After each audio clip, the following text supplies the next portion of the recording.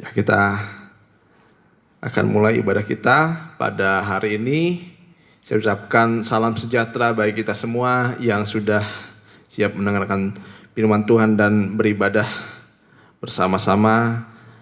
Mari kita satukan hati kita, walaupun kita masing-masing tubuh kita belum bisa bersatu, tapi jiwa dan roh kita bisa bersatu dalam ibadah kita pada hari ini.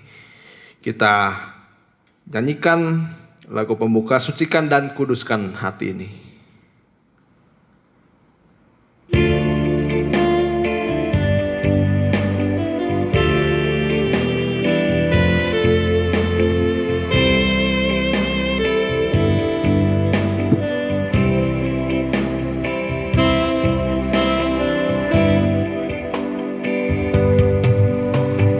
Sucikan dan kuduskan hati ini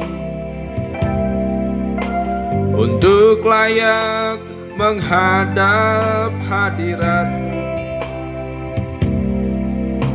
Tubuh jiwa roh ku serahkan padamu, ku menyembahmu.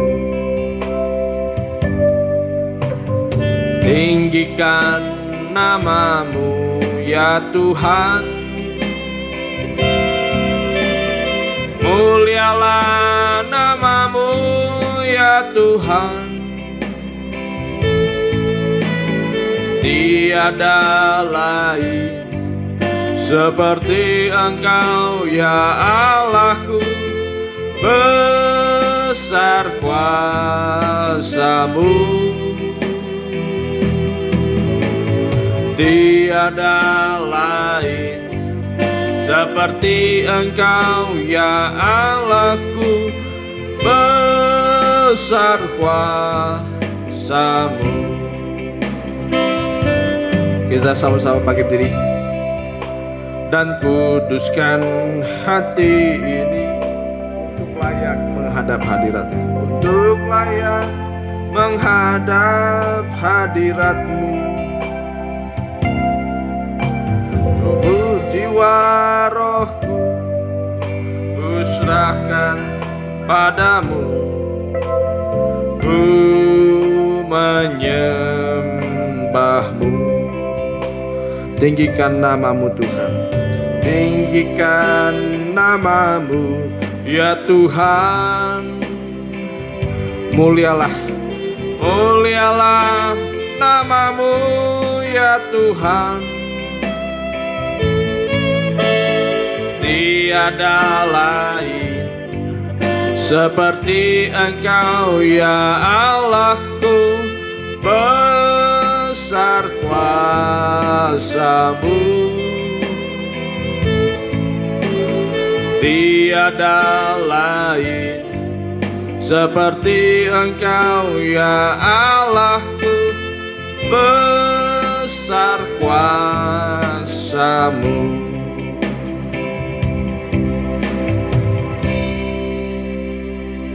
Terima kasih Tuhan, terima kasih. Memang untuk datang ke hadirat-Mu diperlukan suatu hati yang rindu, dan hati yang rindu itu dikerjakan oleh kuasa dari Roh-Mu Tuhan, dan kuasa dari firman-Mu yang memberikan kepada kami Tuhan kebenaran dan kesucian Tuhan, supaya dalam hadirat-Mu Tuhan kami merasakan suatu pertemuan yang sangat indah bersama-Mu. Karena Engkau suci dan kami pun Tuhan harus suci Tuhan sebagaimana Engkau suci.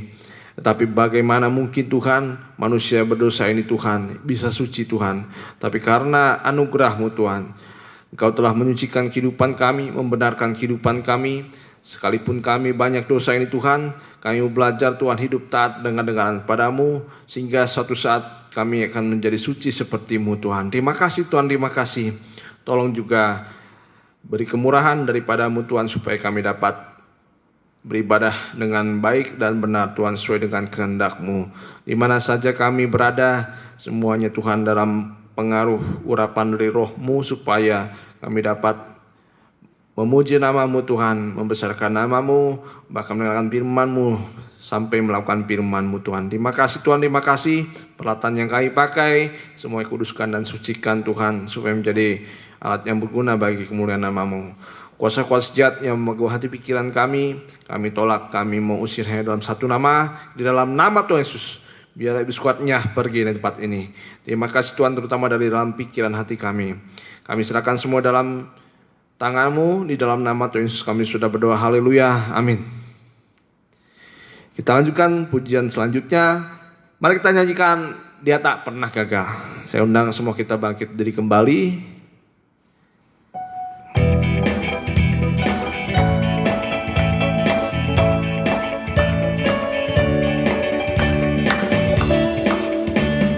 Dia tak pernah gagal karena Dia Allah.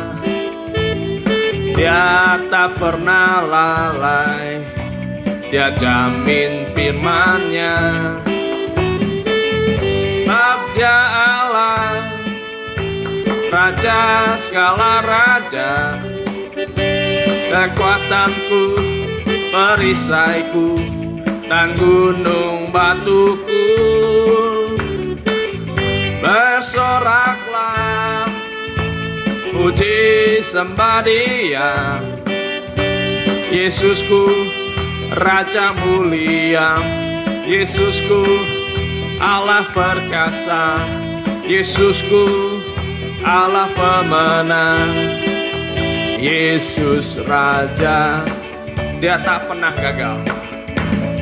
Dia tak pernah gagal karena Dia Allah. Dia tak pernah lalai, Dia tak pernah lalai, Dia jamin firman-Nya. Sebab Dia Allah, Raja segala raja, kekuatanku, perisaiku, dan gunung batuku. Bersoraklah, puji sembah Dia, Yesusku, Raja mulia, Yesusku, Allah perkasa, Yesusku, Allah pemenang, Yesus. Sekali lagi, sebab Dia Allah, sebab Dia Allah, Raja segala raja, kekuatanku, perisaiku, dan gunung batuku. Bersoraklah, puji sembah Dia, Yesusku, Raja mulia, Yesusku, Allah perkasa, Yesusku, Allah pemenang, Yesus Raja. Ya, demikian lagu pujian kita yang memberitakan bahwa Dia adalah Allah yang selalu tepat pada janjinya. Artinya Dia tidak pernah gagal menepati segala perjanjian-perjanjian lewat firman-Nya yang selalu kita dengar. Sebab itu di dalam firman-Nya ada janji mengenai kehidupan yang akan datang, di mana setiap anak-anak Tuhan yang benar-benar melakukan kehendak Tuhan, mereka menjadi orang-orang yang berhasil di dalam Tuhan, terutama di dalam mengikut Tuhan sampai pada puncak keberhasilan, yaitu kita bersama-sama dengan Tuhan selama-lamanya. Kita lanjutkan kembali pujian selanjutnya, dan setelah lagu ini kita akan mendengarkan firman Tuhan. Mari kita nyanyikan Penuhkanlah Bejanaku.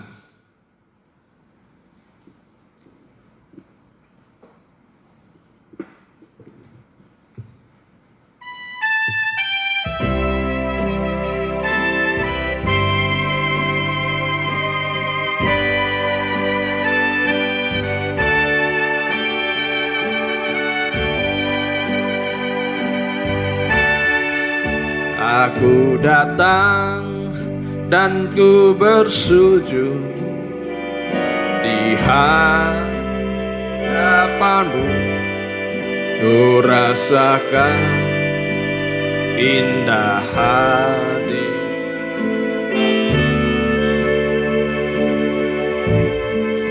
Dan ku buka mata hatiku dan seluruh jiwaku untuk ku nikmati firman-Mu.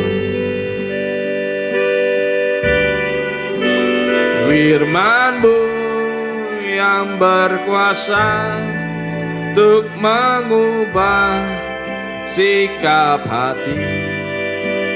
Firman-Mu yang tegakkan di saat ku terjatuh. Penuhkanlah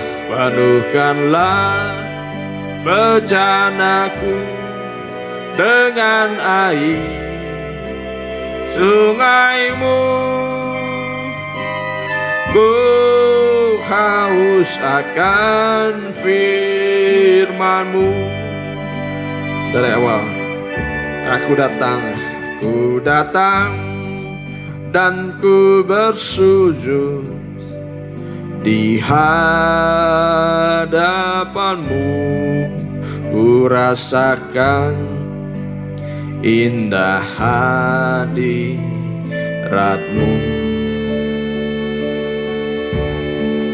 Dan ku buka mata hatiku dan seluruh jiwaku untuk ku nikmati firman-Mu. Firman-Mu yang berkuasa. Firman-Mu yang berkuasa untuk mengubah sikap hati. Firman-Mu yang tegakkan di saat ku terjatuh. Penuhkanlah bejanaku dengan air sungai-Mu. Ku haus akan firman-Mu. Firman-Mu, kita bangkit diri sambil mengangkat tangan kita. Firman-Mu yang berkuasa untuk mengubah sikap hati. Firman-Mu yang tegakkan di saat ku terjatuh. Penuhkanlah bejanaku dengan air sungai-Mu. Ku haus akan firman-Mu. Ku haus akan firman-Mu. Ku haus akan firman-Mu.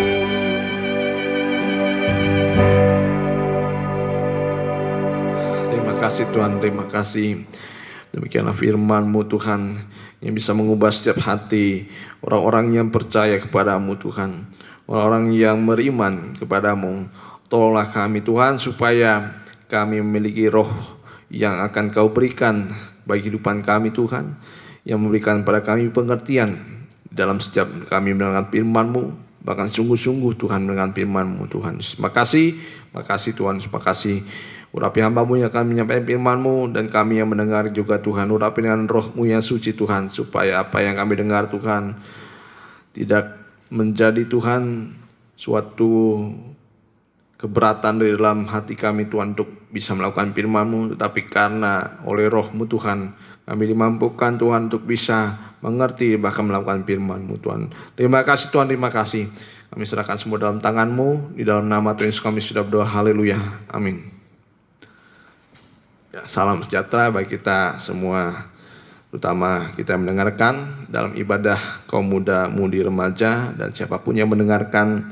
Mungkin ada yang sudah berkeluarga, dan saya pun juga memang kalau dilihat dari segi umur bukan lagi remaja, orang muda, tapi mungkin ya jiwa masih muda sekalipun memiliki istri tetap melayani Tuhan. Dan saya rasa jiwa muda ini harus tetap ada dalam diri saya, supaya jangan merasa tua, jangan merasa tidak waktunya lagi untuk ibadah kaum muda. Saya rasa semua kita bisa mengikuti dalam porsinya masing-masing. Ya, kita buka kitab kita di Amsal 3 ayat yang ke-8. Amsal 3 ayat yang ke-8. Nah, inilah firman Tuhan yang kita sudah urutkan dari Amsal pertama, Amsal kedua, sekarang sudah masuk Amsal yang ketiga. Ini firman Tuhan untuk kaum muda. Dalam Amsal 1 dikatakan Amsal ini atau hikmat ini diutamakan juga kepada orang-orang muda yang tidak ada pengalamannya, supaya menjadi berpengalaman dalam mengikut Tuhan, dalam kehidupan kita sebagai orang-orang percaya. Karena anak muda kebanyakan pengalaman di dalam mengikut Tuhan seringkali didasarkan pada pengalaman sehari-hari atau pengalaman hidupnya masing-masing. Pengalaman masing-masing bisa berbeda, tapi kalau semua berdasarkan firman Tuhan, yaitu orang yang muda harus ikut dalam rencana Tuhan. Kalau mengikut dalam rencana Tuhan harus melihat firman Tuhan. Bagaimana kita ikut rencana Tuhan, tapi kalau kita dalam mendengarkan firman Tuhan sudah tidak bergairah lagi, bahkan sekarang bisa terjadi anak-anak muda bukan firman menjadi tujuan utama hidupnya. Ya, kita lihat di Amsal 3 ayat yang ke-8. Kita masuk di ayat yang ke-8. Kita sudah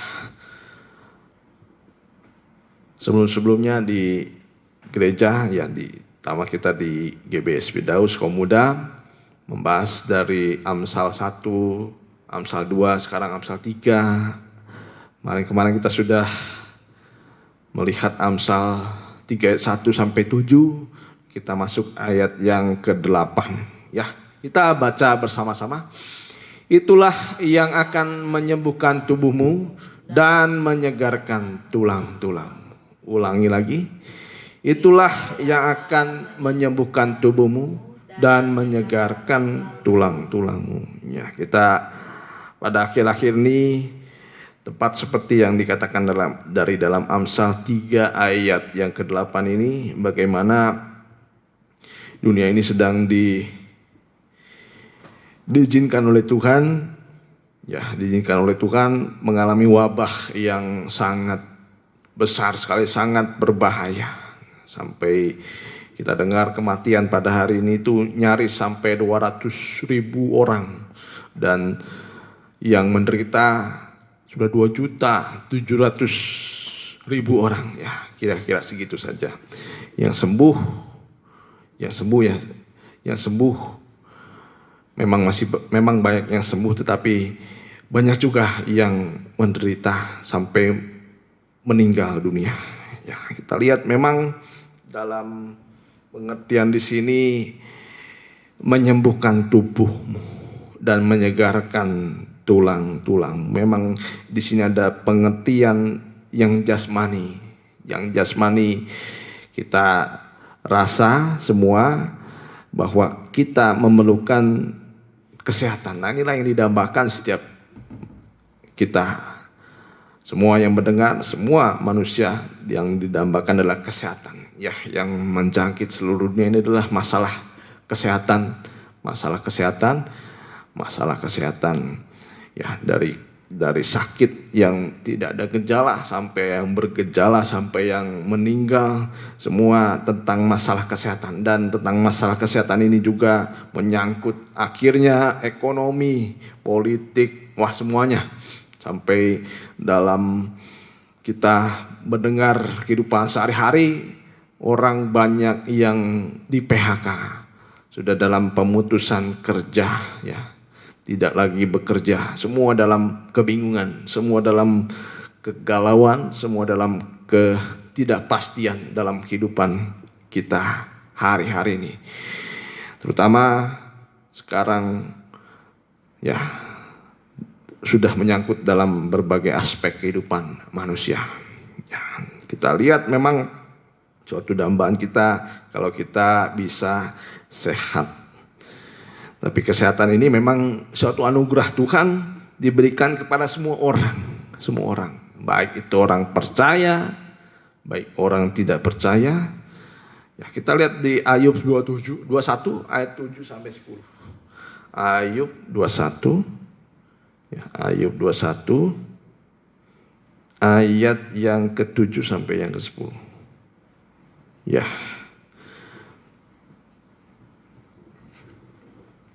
Kita baca, mengapa orang fasik tetap hidup, menjadi tua, bahkan menjadi bertambah-tambah kuat. Ya, jadi memang kalau kita lihat di sini, semua orang, baik orang percaya dan orang yang tidak percaya, semua diberikan anugerah daripada Tuhan, itu kesehatan. Kesehatan yang semua orang bisa dapatkan. Ya. Keturunan mereka tetap bersama mereka dan anak cucu diperhatikan mereka. Rumah-rumah mereka aman, tak ada ketakutan. Pentung Allah tidak menimpa mereka. Lembu jantan mereka memacak dan tidak gagal. Lembu betina mereka beranak dan tidak keguguran.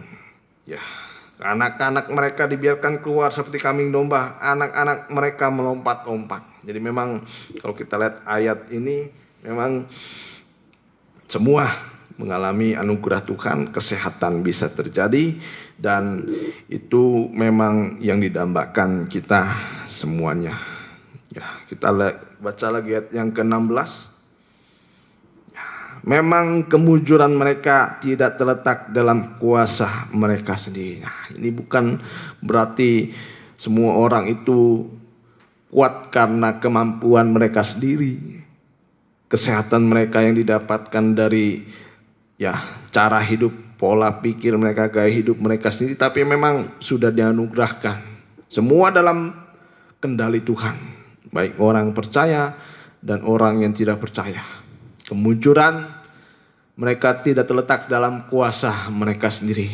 Ya, rancangan orang fasik adalah jauh daripadaku ini, ya, pada berbeda dengan rancangan-rancangan orang yang benar. Tapi Tuhan anugerahkan semua kesehatan. Ya. Nah, dari beberapa ayat ini supaya kita melihat, yang pertama, kita supaya jangan takut. Nah, kita lebih daripada, ya, kita orang percaya, lebih daripada orang yang tidak percaya. Jangan takut.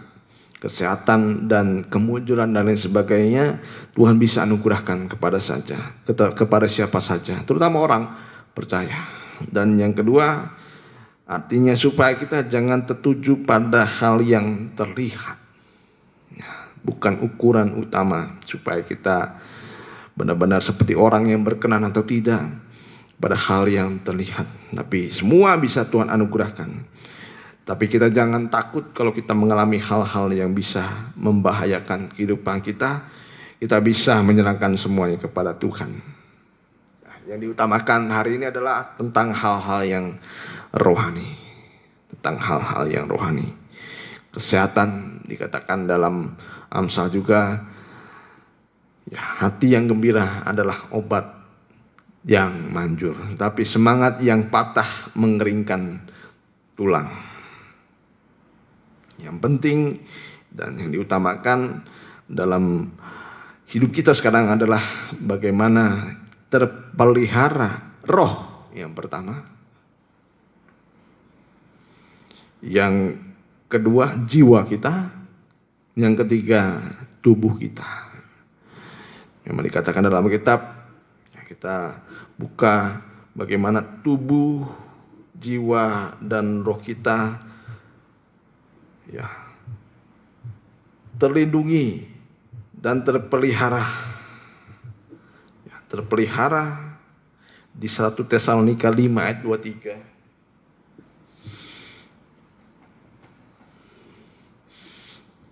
Satu Tesalonika 5 ayat 23. Semoga Allah damai sejahtera menguduskan kamu seluruhnya, dan semoga roh, nah yang diutamakan Tuhan. Memang yang pertama adalah roh, yang kedua adalah jiwa, dan yang terakhir adalah tubuh terpelihara sempurna. Ini janji Tuhan kepada kita, bagaimana Tuhan ingin memelihara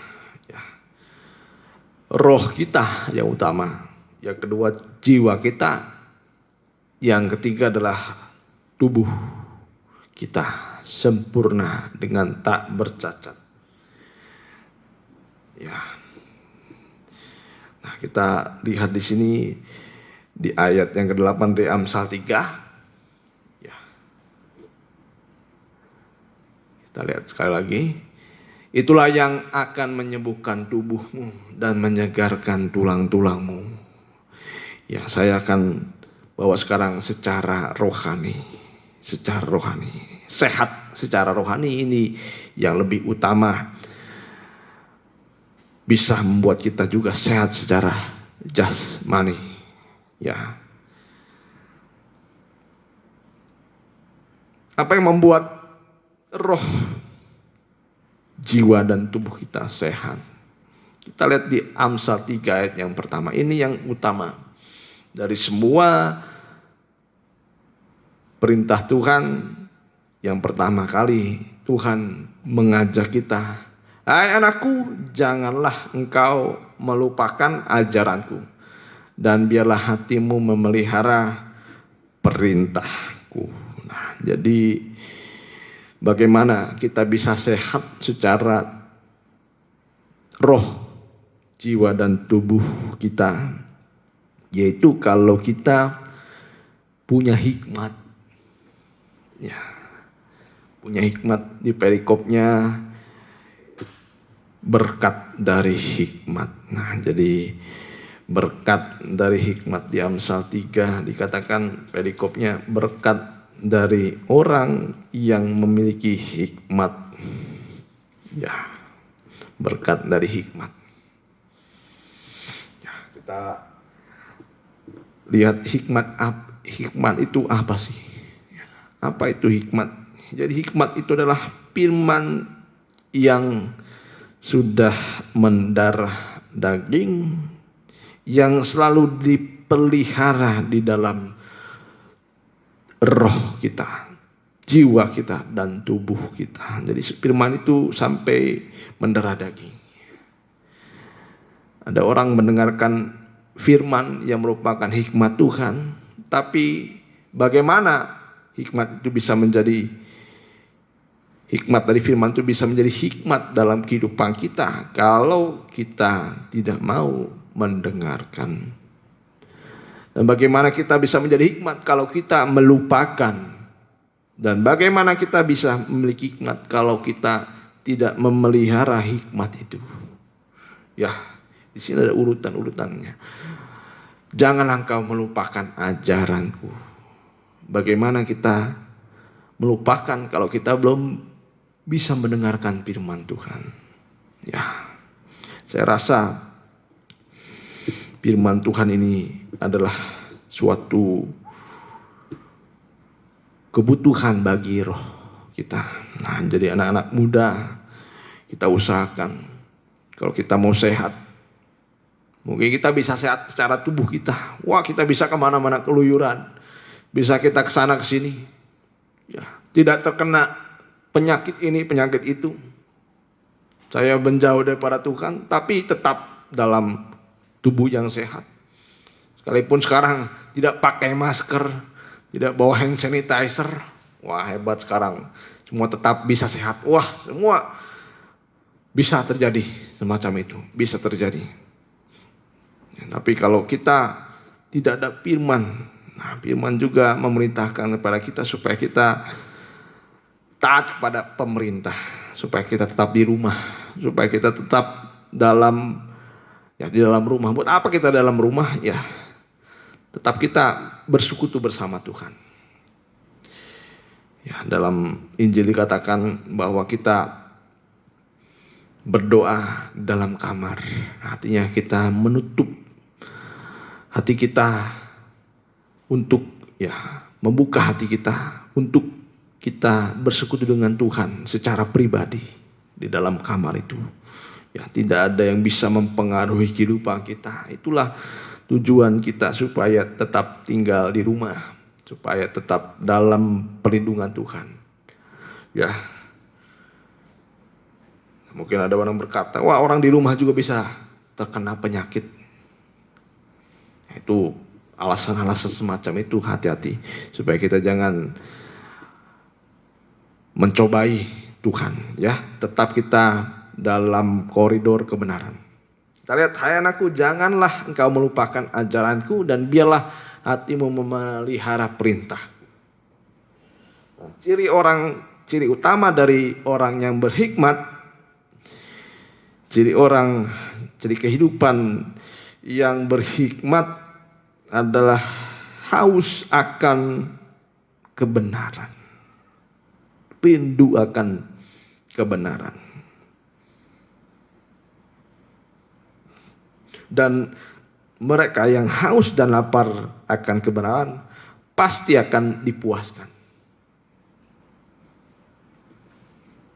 Kepuasan ini akan menimbulkan kebahagiaan. Dikatakan hati yang gembira adalah obat yang manjur. Nah pertanyaannya, apakah kita mengikut Tuhan berbahagia? Ya, apakah kita ikut Tuhan berbahagia? Apakah kita beribadah Tuhan berbahagia? Ya, kita tanya pada diri kita sendiri. Kalau kita belum berbahagia dalam mengikut Tuhan, berarti kita adalah orang-orang yang tidak haus akan kebenaran. Orang yang tidak rindu akan kebenaran. Ya, kebenaran itu didapatkan dari pengajaran yang benar juga. Ya, mereka yang haus dan lapar pasti akan dipuaskan. Dan mereka yang puas pasti bisa setia, pasti bisa tekun. Nah, mari kita bersama-sama belajar anak-anak kaum muda. Ya, kalau kita dikatakan saya ikut Tuhan tapi nggak pernah puas. Ya, mengapa? Karena kita ikut Tuhan tidak bisa puas. Ya, karena tidak pernah haus. Memang kalau orang tidak haus, tidak bisa dipaksa untuk menerima kebenaran. Ya. Kalau orang tidak haus, ya tidak bisa dipaksa untuk minum. Ya, kalau orang tidak lapar, kita memang tidak bisa memaksa orang untuk mendengarkan firman Tuhan. Tapi kita harus menyampaikan kebenaran. Mereka yang haus dan lapar pasti akan dipuaskan. Dan mereka yang sudah puas pasti bisa setia. Pasti bisa setia. Dan sebaliknya kehidupan yang semangatnya patah, ya, orang ini tidak sehat secara rohani, dalam kekeringan rohani. Ciri utamanya adalah tidak mencari firman, tidak ada kerinduan akan firman. Itu gejala yang paling bisa kita lihat terjadi dalam diri kita. Kalau kita kering akan firman Tuhan, kering dalam hal-hal yang rohani, yaitu kalau kita tidak ada kerinduan, tidak ada rasa lapar, tidak ada kerinduan akan firman Tuhan. Dan orang yang tidak ada kerinduan akan firman Tuhan, ya mudah sekali berbuat dosa. Ya. Orang yang tidak puas pasti tidak akan pernah bisa setia. tidak akan pernah bisa tekun dalam mengikut Tuhan. Kita anak-anak pemuda, apa yang kita kerjakan sehari-hari ini? Apakah kita mendengarkan firman Tuhan? Apakah kita mencari firman Tuhan? Apakah kita membaca firman Tuhan? Saya akan bawa ini pada firman yang mendasar saja pada hari ini. Dasar saja kita tidak mau lakukan, apalagi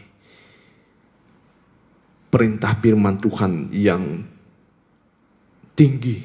Nah, ini perintah dasar dari kita anak-anak Tuhan, supaya kita mencari firman Tuhan. Ya, haus akan firman Tuhan, rindu akan firman Tuhan. Mereka yang rindu akan firman Tuhan akan dipuaskan. Hatinya tidak akan pernah kering, semangatnya tidak akan pernah pudar. Ya, tulang-tulang secara rohani juga menunjuk kepada pengharapan. Ya, kalau orang lumpuh, orang-orang yang tulangnya kering, dia tidak bisa. Ya, saya tidak menuju kepada yang jasmani, ya, tapi bisa kita contohnya yang secara jasmani. Orang-orang yang tidak bisa berjalan, nah, pasti mereka hanya berharap kepada sesuatu saja. Mungkin orang yang bisa diharapkan. Tapi kalau kita punya tulang-tulang yang segar, nah itu orang-orang yang memiliki pengharapan, bisa mendapatkan sesuatu, terutama secara yang rohani. Kalau tulang-tulang secara rohani segar, artinya hidupannya berpengharapan, sehat secara rohani. Ya, tapi kalau kita tidak memiliki pengharapan bersama Tuhan, pengharapannya hanya kepada yang dunia. Kita ingat orang lumpuh di bait Allah, tulang-tulangnya kering, tulang-tulangnya tidak bisa bergerak dengan baik. Yang diharapkan adalah belas kasihan dari manusia saja. Dia tidak bisa melayani Tuhan, dia tidak bisa maju secara rohani. Dia terus saja berada di pintu gerbang bait Allah. Ya, percaya hanya orang Kristen yang percaya Tuhan, tetapi kehidupannya lumpuh, tulang-tulangnya kering, tidak bisa diandalkan, tidak bisa berpengharapan. Yang diharapkan hanya uang, emas, dan perak secara dunia. Tapi untung Rasul Petrus berkata, ya, emas dan perak tidak ada padaku, tapi yang kupunya akan kuberikan kepadamu. Dalam nama Tuhan Yesus, bangkit dan berjalanlah. Dan orang itu bangkit ketika mendengarkan firman Tuhan. Ya. Kita lihat di sini bagaimana tulang-tulang yang kering ini harus digairahkan kembali. Kepada kita anak-anak kaum muda, kepada kita semua yang mendengarkan, kita harus memelihara firman Tuhan. Ya.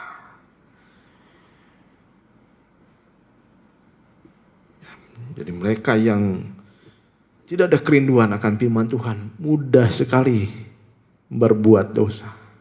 Coba kita belajar ketika kita merindukan firman Tuhan, baca firman Tuhan, mendengarkan firman Tuhan, kita akan disegarkan oleh firman Tuhan. Tulang-tulang yang kering juga menunjuk tulang-tulang yang lemah, mudah tersandung, mudah putus asa. Ya, tapi kalau orang-orang yang mencari firman Tuhan, nah, disinilah saat-saat yang tepat untuk kita mendengar firman Tuhan. Banyak terjadi krisis-krisis di mana saja, dan saya juga, kita pun mengalami krisis-krisis ini bisa terjadi. Tapi orang benar akan hidup oleh iman.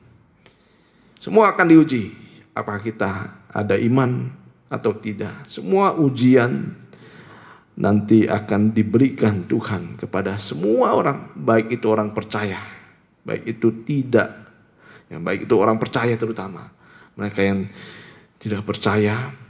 Ya, itu berbeda lagi, tapi kita akan tetap ya pada jalur di mana firman Tuhan tunjukkan. Pertama ini firman pada orang-orang yang percaya. Ya, orang percaya diuji imannya. Apakah kita hidup dari percaya kita? Apakah kita hidup dari uang? Apakah kita hidup dari perusahaan? Apakah kita hidup dari orang tua? Ya, apakah kita hidup dari kepintaran kita atau pengalaman kita? Semua tidak bisa menjamin. Ya, yang bisa menjamin adalah iman setiap anak-anak Tuhan. Ya, jadi firman itu sebenarnya adalah pribadi Tuhan. Pribadi Tuhan Yesus adalah firman yang menjadi daging. Nah, firman itu juga harus menjadi darah daging dalam kehidupan kita. Kita lihat firman itu harus dipelihara dalam kehidupan kita. Memelihara firman Tuhan artinya menjaga dan merawat firman. Ya, baik-baik firman itu kalau sudah ada dalam hati kita, kita jaga. Ya. Kalau Tuhan sudah ada dalam hati kita, kita jaga dengan kita berpegang pada firman Tuhan. Nah, supaya firman itu menjadi hikmat dalam kehidupan kita. Firman itu tidak akan pernah bisa menjadi hikmat kalau firman itu tidak kita lakukan. Firman itu akan menjadi angin lalu saja yang tidak akan pernah kita rasakan kuasanya. Dan kalau firman itu menjadi hikmat, firman itu berkuasa. Firman itu berkuasa. Ya, firman itu berkuasa. Kalau orang berpegang pada firman, merawatnya baik-baik firman itu, ya menjaga. Kalau kita sudah mendengarkan firman Tuhan, kita jaga firman itu dengan kita melakukan firman Tuhan. Kita dengar bagaimana mereka yang berdiri di atas hikmat adalah orang-orang yang melakukan firman Tuhan. Mendengar firman Tuhan dan melakukan, dia tidak akan tergoyah. Ya, dia seperti bangunan yang berdiri di atas batu karang. Kalau orang yang tidak berhikmat, tidak bijaksana, mereka seperti bangunan yang didasarkan pada bangunan didasarkan pada pasir. Pondasinya tidak akan kuat. Pondasi di atas pasir tidak akan kuat. Kalau kita lihat bangunan-bangunan sampai ada batu, ya, sampai ada batu yang bisa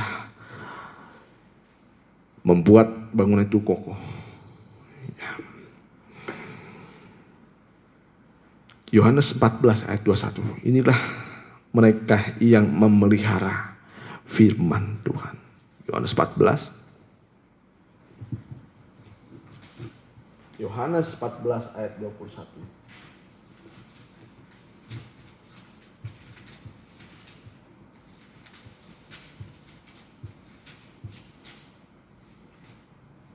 Ya, ayat 21 kita baca, barang siapa memegang perintahku dan melakukannya, dialah yang mengasihi aku. Dialah yang memelihara, merawat, yang mengasihi Tuhan, yang memegang firman Tuhan melakukannya. Dan barang siapa mengasihi aku, ia akan dikasihi oleh Bapa-Ku. Dan aku pun akan mengasihi dia dan akan menyatakan diriku kepadanya. Terus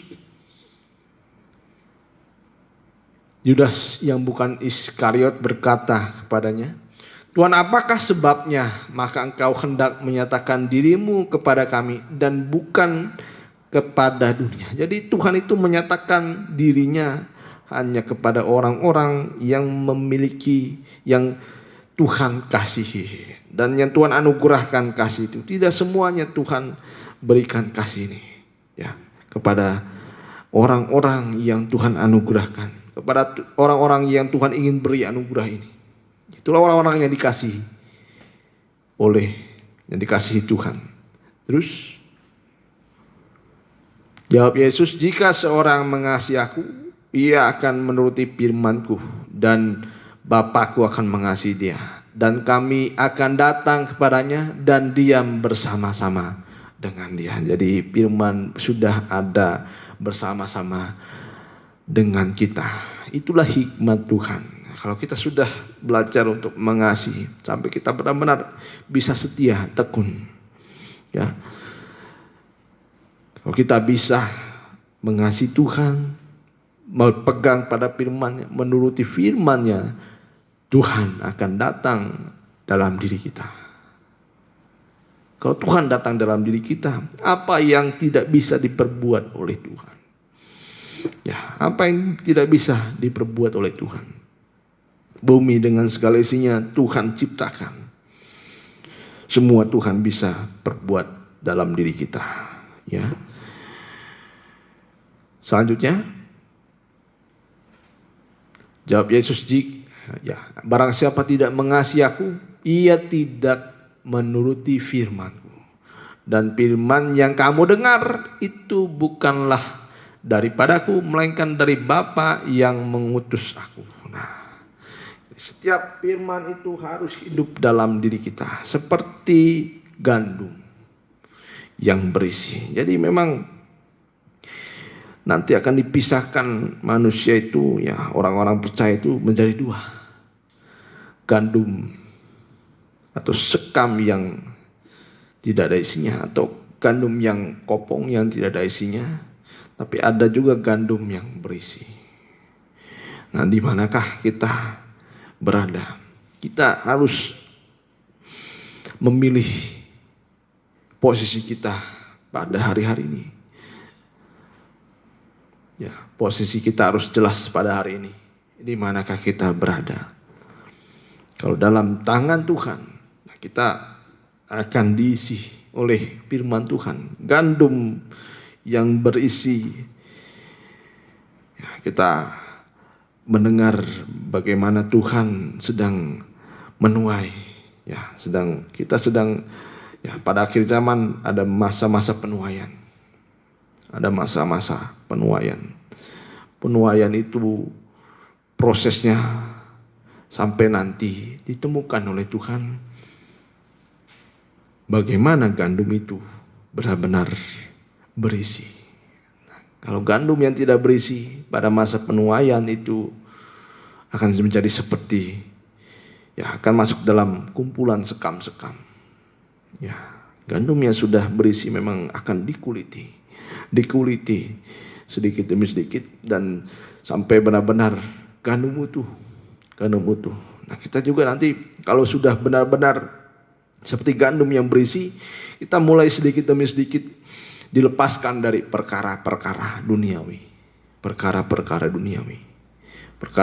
yang mungkin, ya, yang memang Tuhan anugerahkan berkat-berkat, tapi kita nanti akan dipisahkan. Tidak terpengaruh lagi oleh hal-hal yang duniawi. Nah, mereka yang sudah berisi, dia akan masuk dalam lumbung kerajaan surga. Tapi mereka yang tidak berisi dan kumpulan para sekam tidak masuk dalam lumbung kerajaan surga. Nah, kita harus mendengarkan pengajaran. Bagaimana pengajaran akan membukakan rahasia-rahasia yang tersembunyi. Masa penuaian itu adalah masa-masa penyucian. Ya, kalau kita sudah berisi dari firman Tuhan, mulai dibersihkan dari kulit-kulit yang tidak berguna. Sampai nanti kita terlepas dari dunia ini. Ya, kalau kita makan sesuatu, kalau sekarang di Indonesia makanan nasi, ada satu saja kulit ari yang masuk dalam mulut kita secara otomatis akan membuang sekam itu atau kulit arinya. Dan begitu juga dalam kerajaan surga, semua harus nanti disucikan. Kita belajar sekarang menerima firman Tuhan, mengasihi firman Tuhan, memelihara firman Tuhan sampai Tuhan bisa berhadirat. Tuhan ada dalam diri kita, mengisi kehidupan kita seperti gandum yang berisi. Kita nyanyikan seperti rusa rindu sungai. Tapi kita harus mengawali segala sesuatu dengan suatu kerinduan kepada Tuhan.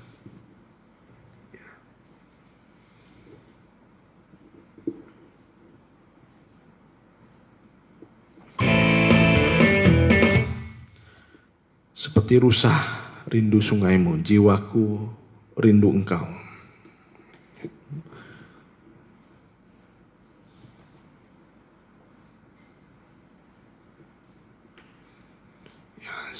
Bagaimana jiwa kita merindukan Tuhan Yesus. Dalam pribadinya dinyatakan lewat firman-Nya. Dia sangat berarti, berharga bagi kita semuanya.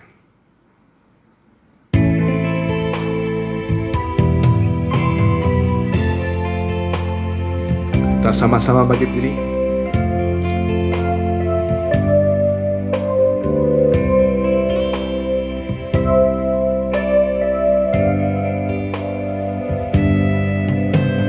Seperti rusa rindu sungaimu, jiwaku rindu engkau. Kaulah Tuhan hasrat, Kaulah Tuhan hasrat, hatiku ku rindu menyembahmu. Engkau kekuatan, Engkau kekuatan dan perisaiku. Kepadamu rohku berserah. Kaulah Tuhan hasrat, hatiku ku rindu menyembahmu. Yesus, Yesus, Yesus, Yesus, Kau berarti bagiku.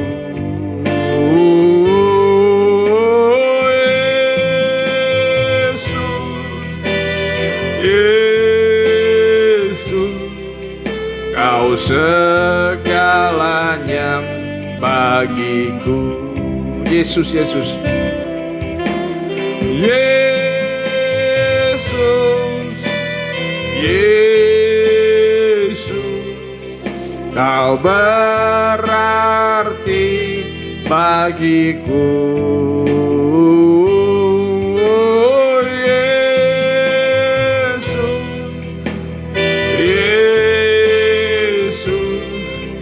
Kau segalanya bagiku. Seperti rusa rindu sungaimu, seperti rusa rindu sungaimu, jiwaku rindu Engkau. Kaulah Tuhan, Kaulah Tuhan hasrat, hatiku ku rindu menyembahmu. Engkau kekuatan, Engkau kekuatan dan perisaiku. Kepadamu rohku berserah. Kaulah Tuhan hasrat, hatiku ku rindu menyembahmu. Yesus, Yesus, Kau berarti. Yesus, Yesus, bagiku.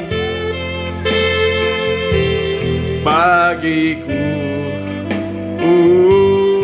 Oh Yesus,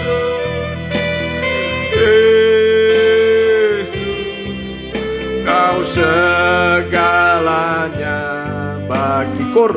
Yesus, Yesus, Kau berarti bagiku. Yesus, Yesus, Kau berarti bagiku. Oh Yesus, Yesus, Kau segalanya bagiku. Sekali dalam lembut, Yesus, Yesus, Kau berarti. Yesus, Yesus, Kau berarti bagiku. Oh Yesus,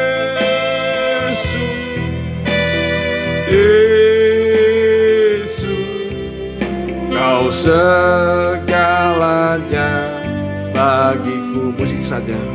Haleluya, haleluya Tuhan. Haleluya, haleluya Tuhan Yesus. Kau sangat berarti bagi kami Tuhan Yesus. Banyak sekali kelemahan yang kami rasakan Tuhan. Banyak sekali Tuhan kecerobohan yang sering kami lakukan Tuhan. Di saat kami tidak mencari firman-Mu, di saat kami mengabaikan firman-Mu Tuhan, di saat itu kami sedang jatuh Tuhan. Kami tidak berpegang pada firman-Mu. Di saat itu juga kami menjadi lemah Tuhan. Tolong Tuhan kehidupan kami Tuhan. Tolong Tuhan kehidupan kami Tuhan. Terima kasih Tuhan. Terima kasih Tuhan. Begitu banyak Tuhan yang kami ingin doakan padamu Tuhan. Tapi kami rasa Tuhan kami tidak layak Tuhan menerima apa yang Kau janjikan Tuhan. Karena begitu banyak Tuhan dosa yang kami telah lakukan Tuhan. Tapi karena kemurahan daripadamu, kasih sayang-Mu Tuhan, Engkau telah menyucikan kehidupan kami. Engkau telah membenarkan kehidupan kami Tuhan saat ini Tuhan. Jangan biarkan Tuhan dosa itu mengintai kami Tuhan. Jangan biarkan dosa itu menjatuhkan kami Tuhan. Tapi biarkan dosa itu kami lawan Tuhan dengan kuasa daripada firman-Mu Tuhan. Terima kasih Tuhan, terima kasih Tuhan. Terima kasih Tuhan. Engkau adalah Allah yang baik bagi kehidupan kami. Menerima keadaan kami. Sebegitu jahat apapun, sebegitu najis apapun, bahkan sebegitu tidak layaknya kami Tuhan, Kau telah memberikan pada kami Tuhan suatu pengharapan Tuhan. Dari firman-Mu Kau telah menyegarkan segala kehidupan kami. Tulang-tulang rohani kami Tuhan bisa memberikan kepada kami sekarang pengharapan yang indah Tuhan. Terima kasih, terima kasih. Dan kiranya firman kami yang sudah dengar, tolong supaya hadir dalam hati kami, supaya kami tidak melupakan dan selalu memelihara apa yang sudah Engkau firmankan dalam kehidupan kami. Firman-Mu Tuhan, kalau kami lakukan menjadi kuasa, berkuasa dalam kehidupan kami Tuhan. Berkuasa juga Tuhan dalam masa depan kami Tuhan. Engkau yang memberikan pada kami masa depan yang penuh pengharapan Tuhan. Bagi mereka yang dalam kesusahan dan apapun yang mereka pergumulkan pada hari-hari ini Tuhan, dalam masalah kehidupan sehari-hari, Engkau juga bisa Tuhan memberikan pada mereka keajaiban daripada firman-Mu Tuhan. Juga bagi mereka yang sakit, Engkau dapat pulihkan Tuhan segala sesuatu dengan kesembuhan yang daripada-Mu. Juga mereka dalam pergumulan-pergumulan dosa Tuhan, yang selalu Tuhan menghadang setiap anak kaum muda, baik itu kenajisan, baik itu kejahatan, iri hati, kesombongan, tindakan-tindakan yang bodoh yang dilakukan anak-anak kaum muda. Kiranya kami disadarkan oleh firman-Mu Tuhan, dan setelah sadar kami mau berhenti, bahkan berbalik kepadamu Tuhan, mengikuti Engkau, mau melayani Engkau Tuhan, bukan melayani dosa, bukan menjadi hamba dosa, tetapi menjadi hamba dalam kebenaran. Terima kasih Tuhan, terima kasih. Dan terimalah Tuhan permohonan kami. Terima kasih Tuhan, terima kasih. Dan kami berdoa buat keluarga kami Tuhan, buat lingkungan sekitar kami, buat negara ini Tuhan, buat seluruh dunia ini Tuhan, dalam Tuhan, masalah-masalah yang sedang terjadi pada akhir-akhir ini, kiranya Engkau Tuhan dapat memulihkan segala sesuatu Tuhan. Dan kiranya Engkau melindungi kami Tuhan, melindungi keluarga kami, melindungi siapa yang kami kasihi, bahkan melindungi sekitar kami dan seluruh Tuhan umat manusia di bumi ini Tuhan. Kiranya semua diberikan hati untuk sadar Tuhan, bahwa semuanya terjadi atas kehendak-Mu, bahkan semuanya bisa berhenti atas kehendak-Mu Tuhan. Terima kasih Tuhan, terima kasih. Kami serahkan semua dalam tangan-Mu Tuhan. Berkati mereka, para perawat dan dokter yang sudah berjerilah untuk menangani krisis ini, dan semua Tuhan yang berjerilah, Engkau juga berkati mereka Tuhan, dari jajaran yang paling rendah sampai yang paling tinggi, semua yang Kau berikan anugerah daripada-Mu Tuhan, kepercayaan untuk memimpin, Engkau juga dapat memberkati mereka Tuhan Yesus. Terima kasih, terima kasih Tuhan. Kami telah berdoa dan mengucap syukur hanya dalam nama Tuhan Yesus kami sudah berdoa. Haleluya, amin.